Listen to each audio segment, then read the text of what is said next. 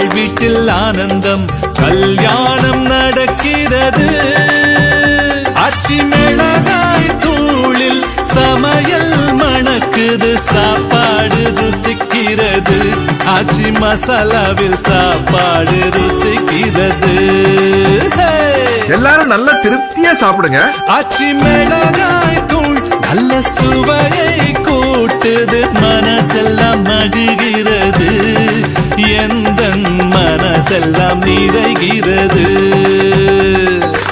ஆனந்தம் ஆனந்தம் எங்கள் வீட்டில் ஆனந்தம் கல்யாணம் நடக்கிறது. அசத்தலான சமையலுக்கு ஆச்சி மிளகாய் தூள். கல்யாண சமையல் சாதம் ஆச்சி மிளகாய் தூள் சமையல் பிரமாதம்.